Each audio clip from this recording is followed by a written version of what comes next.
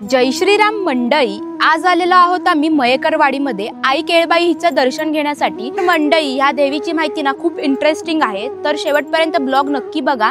आणि जर मंडळी हा जर ब्लॉग तुम्हाला आवडला तर आपल्या चॅनलला सबस्क्राइब करायला विसरू नका।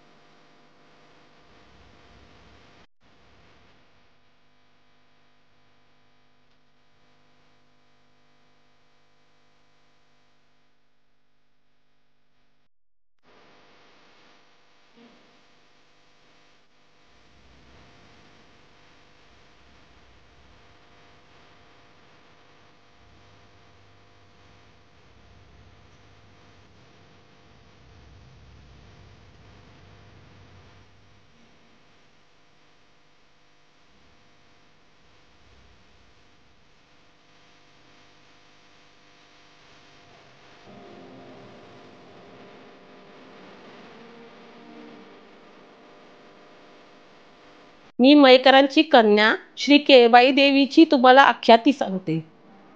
श्री केळबाई देवी ही आरे गावात सुमारे 2010 साली इथे येऊन बसली। तिची एक थोडक्यात तुम्हाला मी कथा सांगते। ती ह्या गावची माहेरवाशीण, पलीकडच्या गावात तिला लग्न करून दिलेली आणि त्याच्या दुसऱ्या दिवशी आपल्या इथे गोंधळ होता तिचा। त्या गोंधळाला ग्रामस्थांनी तिला निवेदन दिलेलं की तू या गोंधळाला ये नवी नवरी म्हणून, परंतु तिच्या घरच्यांनी तिला तिथे पाठवले नाही आणि रात्री 12च्या सुमारास इथे गोंधळ सुरू झाला। गोंधळाची पहिली ड्युटी पेटली आणि संबळ वाजलं, तसं तिथे तिचं अंग धरलं, परंतु तिच्या घरच्यांना ती खोटं हे करते म्हणून, बहाणे करते म्हणून त्यांनी तिच्याकडे दुर्लक्ष केलं। मग जसं जसं इथे गोंधळ वाढत गेला, संबळ वाजत गेलं, तसं तसं तिचं अंग धरत गेलं आणि ती तिथे तिथे एकदम हे झालं, तिचं अंग खूप शहारलं वगैरे धरलं आणि ती राहिली नाही। मग काही वेळांनी तिच्या घरच्यांनी तिला वाटलं की ते खूप थोताण करते म्हणून तिला बंद केलं खोलीमध्ये एका कुलूप लावून, आणि रात्री 2-2:30च्या दरम्यान तिचं ते अंग एवढं हे झालं की ती पूर्ण त्याच्यात तिच्या अंगात हे झाली आणि तिने आपणच ते कुलूप उघडलं, दार उघडलं आणि ती तिकडून खाडीच्या इथे पलीकडे उभी राहिली। तर त्या दिवशी पौर्णिमा होती आणि खाडीला पाणी पूर्ण भरलं होतं आणि त्यामुळे ती येणार कशी, परंतु ती तिथे थांबली नाही। ती खाडी चालत एका अंगठ्याच्या पेरावर ती तिकडून इथे पलीकडे आली। ती येईस्तोवर पहाट झाली आणि इथे ती पहाटे 5 वाजता इथे आली गावामध्ये।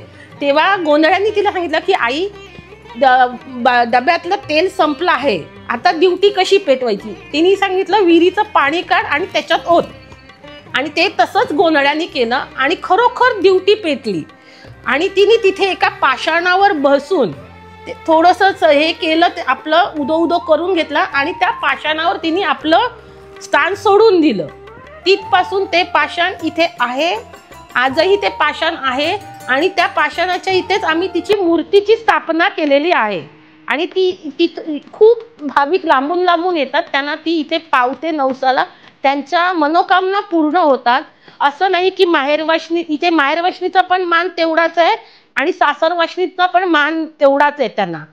इथे खूप सगळे आनंदाने गुण्यागोविंदाने एकत्रपणे तिचा उत्सव सण साजरे करतात। मंडळी, आई केळबाई याच खाडीतून इथे चालत आली होती।